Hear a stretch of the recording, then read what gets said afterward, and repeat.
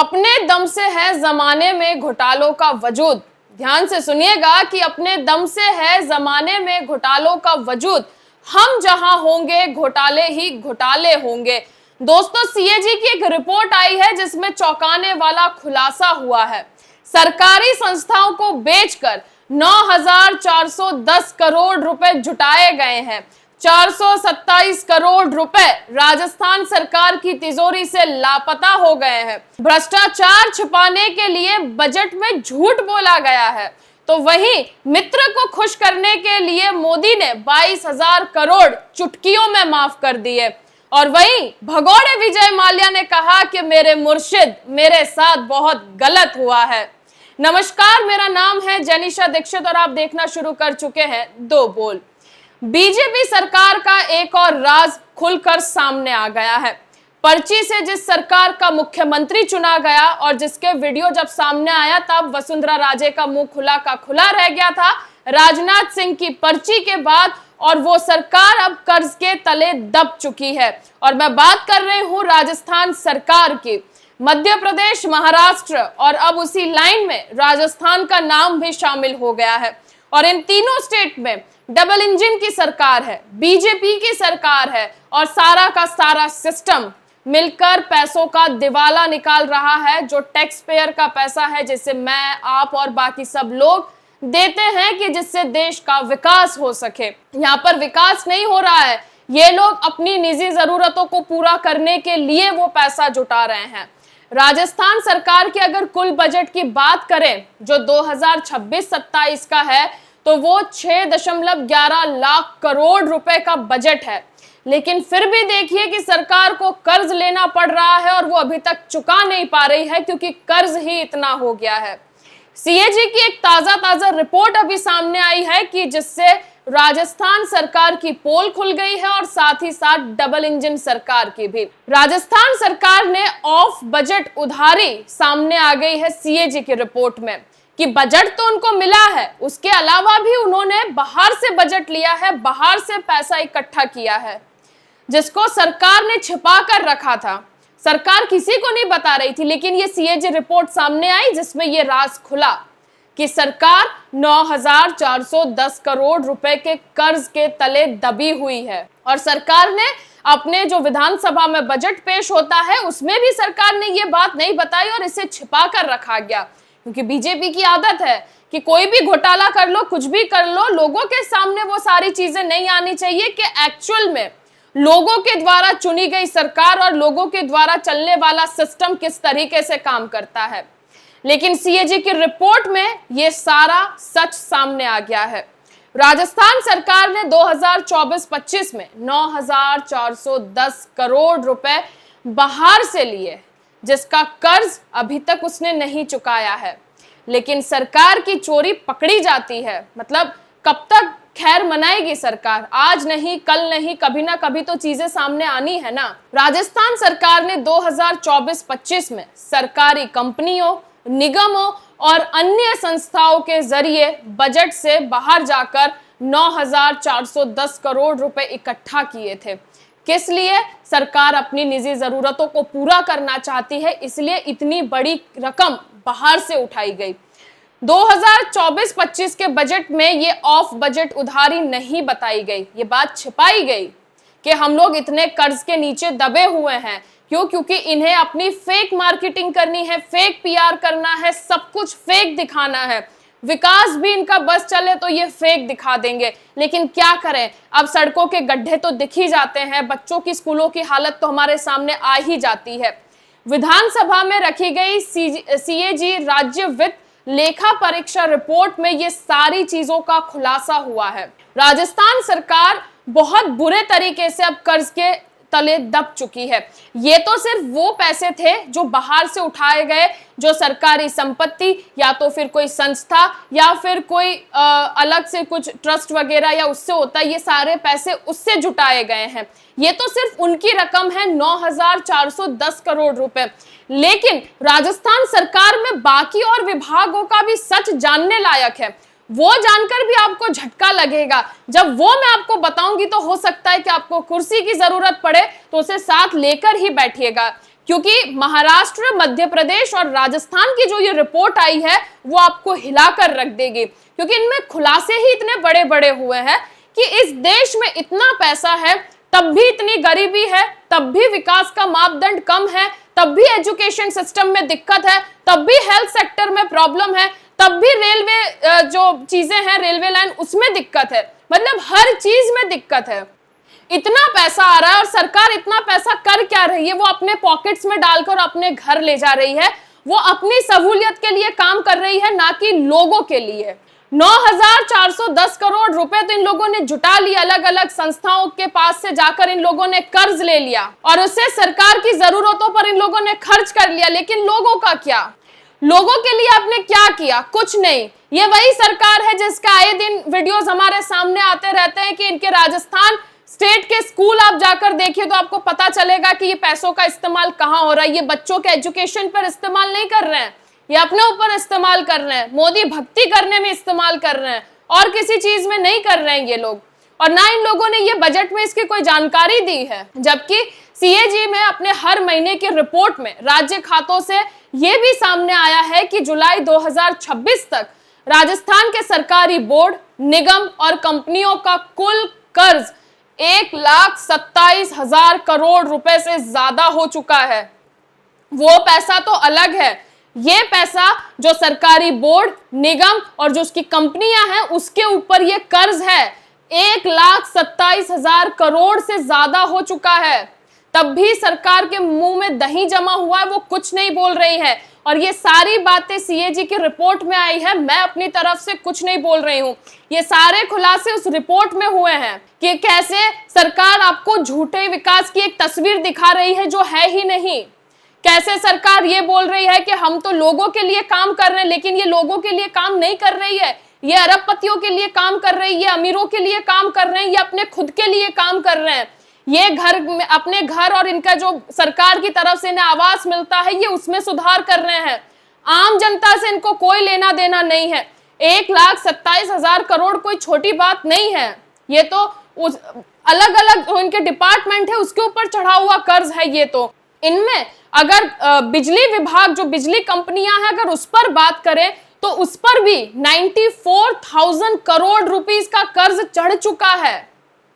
जो बिजली की कंपनियां हैं, जो बिजलियां प्रदान करती हैं, अगर उसकी बात करें तो उस पर भी 94,000 करोड़। मतलब आप सोचिए कि ये लोग क्या काम कर रहे हैं। ये इनके बाकी विभागों का हाल है जो करोड़ों रुपए के कर्ज में डूब चुके हैं ये लोग। और इसकी जवाबदेही कौन लेगा? कोई नहीं। क्या करेंगे? तो कुछ नहीं। क्योंकि यही है कि इनमें तो यही होता है ना कि कोई बात सामने आ जाए तो उस पर जवाब नहीं देना है, अगर कोई जवाब मांग ले तो उसे देशद्रोही बता देंगे। और ये पैसा किसका है? टैक्स पेयर्स का पैसा है, उन्हीं का है, उनको तो जानने का हक है। लेकिन नहीं, जब पीएम केयर फंड को लेकर ये सारी चीजें बोल सकते हैं तो ये भी हो सकता है। रिपोर्ट में जवाबदेही की कमियां सामने आई हैं कि कोई जवाब ही नहीं है किसी भी चीज का। साथ में एक और सुनिए कि विभागों ने 2010-11 से 2023-24 के बीच में खर्च किए गए 427.33 करोड़ रुपए, उसके यूज का इनके पास सर्टिफिकेट ही नहीं है कि 427 करोड़ रुपए गए कहां हैं, प्रमाण ही नहीं है। सरकार को यूसी देना होता है, उपयोगिता प्रमाण पत्र होता है कि आपने पैसा कहां खर्च किया। सरकार के पास इसका जवाब ही नहीं है। सोचिए 2010-11 से लेकर 2023-24 तक की बात है ये, कि जिसके अंदर सरकार के पास यूसी सर्टिफिकेट ही नहीं है कि पैसा कहां गया। तो पैसा जब इनके पास सर्टिफिकेट नहीं है तो सीधी सी बात है कि नेता मंत्रियों के जेब में गया होगा। क्यों? क्योंकि आम लोगों तक तो इस विकास की कोई सहूलियत पहुंची नहीं है, ये पैसा उन तक तो पहुंचा नहीं है, तो सीधी सी बात है। लेकिन आप सोचिए कि ये जो अमाउंट है इसको इकट्ठा करके अगर हम देखेंगे तो कितना बड़ा अमाउंट होगा ये। लेकिन ये लोग तब भी कुछ नहीं करेंगे, ये तो सिर्फ बैठ के आपको बरगलाने की कोशिश करेंगे और आपको झूठी तस्वीरें दिखाते रहेंगे कि हमने देश के लिए ये कर दिया, वो कर दिया, 2047 का सपना आपको दिखा देंगे। लेकिन ये अभी की बात नहीं करेंगे कि एक्चुअल सिचुएशन क्या है, उस पर बात नहीं करेंगे। सोचिए 427 करोड़ रुपए की इनके पास यूसी नहीं, उन्होंने अभी तक जमा नहीं किए हैं। और 31 मार्च 2025 तक 449 यूसी अभी तक लंबित है, पेंडिंग है। 31 मार्च 2025 तक की भी अगर बात करें तो जो 449 यूसी इनको देने चाहिए थे वो अभी भी लंबित हैं। मतलब इनका सिस्टम काम कर ही नहीं रहा है। ये लोग बस पैसा आ रहा है, आने दीजिए, हम इसको इकट्ठा करके अपने घर ले जाएंगे।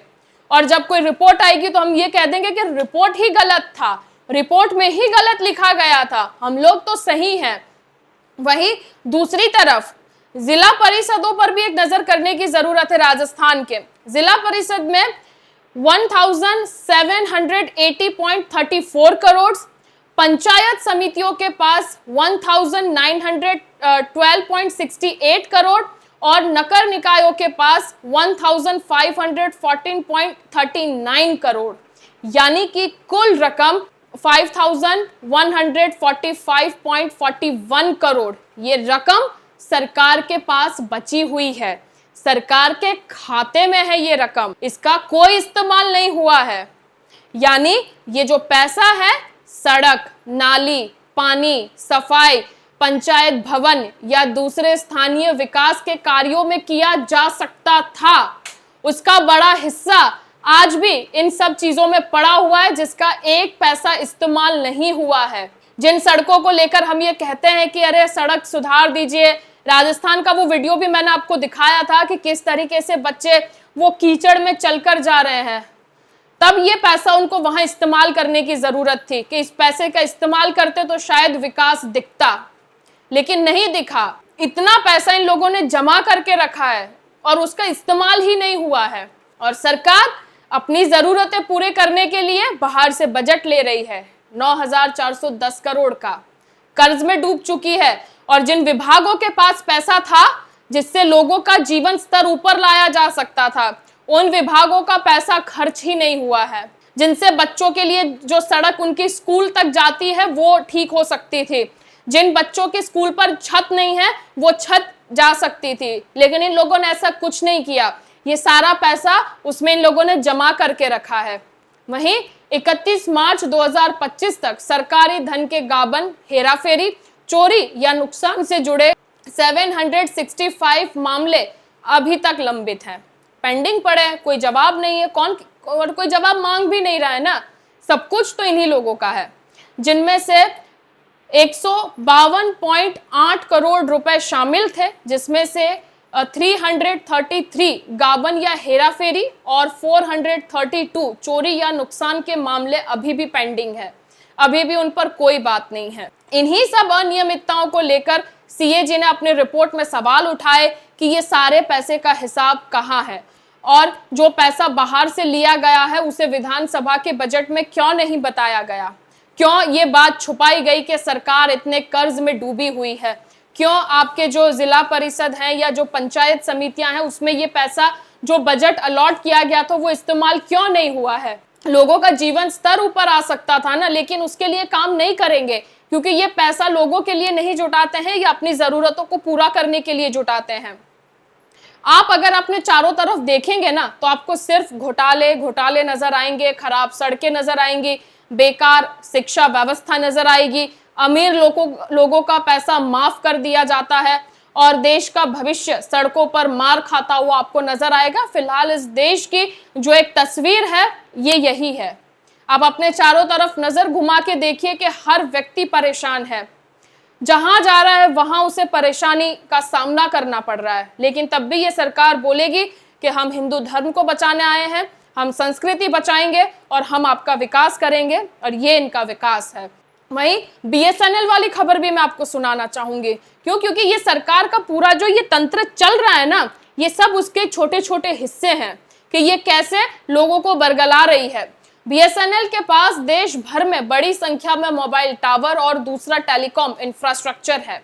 दूसरी कंपनियां इन सुविधाओं का इस्तेमाल करती है तो उन्हें बीएसएनएल को इसके बदले में किराया या चार्ज देना होता है, जो कि रिलायंस ने नहीं दिया है। जो उनका जियो का टावर जो लगता है उसका पैसा नहीं दिया है।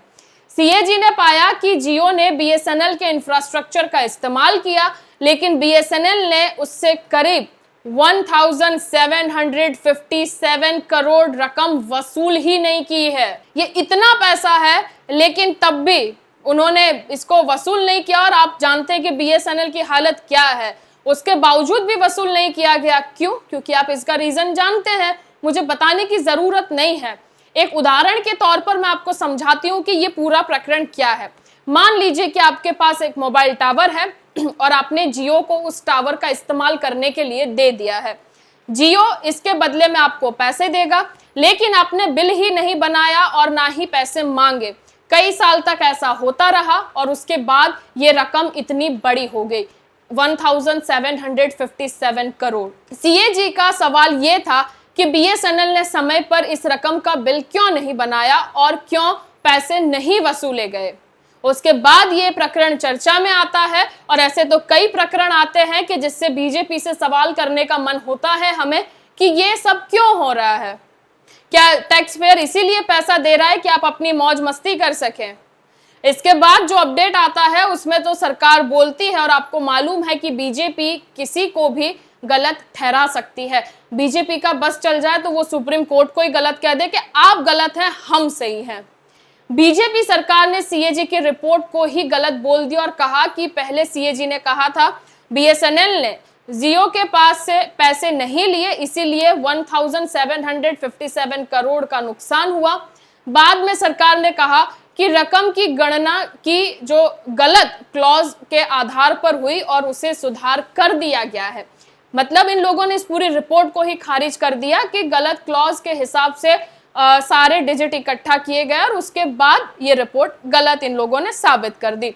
ये बीजेपी सरकार है और यहाँ ऐसा ही होता है। इतनी बड़ी बड़ी गलतियों को अंजाम दे दिया जाता है और बाद में कहते हैं कि अरे छोटा सा ही तो था। महाराष्ट्र सरकार 9,000 करोड़ रुपए ऐसे ही फर्जी अकाउंट्स में भेज देती और फिर कहती कि अरे गलती से हो गया। मध्य प्रदेश में देखें तो कहे कि जुआ और सट्टा खेलने में सरकार की तिजोरी में जो पैसा था वो उड़ा दिया, अपनी बीवी के अकाउंट में, अपने रिश्तेदारों के अकाउंट में भेज दिया। वहीं चाहे मध्य प्रदेश हो, महाराष्ट्र हो, राजस्थान हो, और आने वाले समय में पता नहीं कौन से स्टेट का नाम सामने आएगा।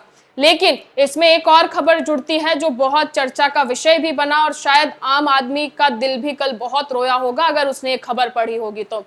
जी के मालिक सुभाष चंद्रा के 22,000 करोड़ ये सरकार ने माफ कर दिए हैं। या तो ये सरकार पावरफुल लोगों की है या तो फिर अमीरों की है, क्योंकि मिडिल क्लास का इनसे कोई लेना देना नहीं है। आप अगर छोटा सा भी लोन लेने जाएंगे तो आपको कितनी तकलीफों का सामना करना पड़ता है, ये एक आम आदमी से बेहतर और कौन जान सकता है।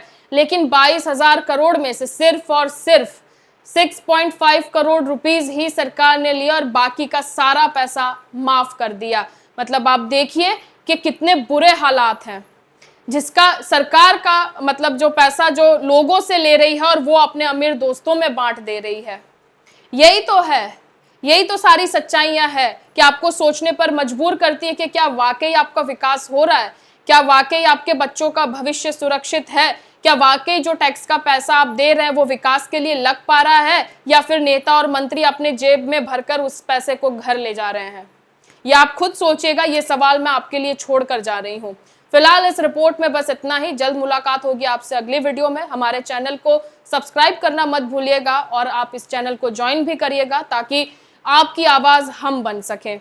और साथ ही में इस वीडियो को अपने दोस्तों तक जरूर शेयर करिएगा। नमस्कार।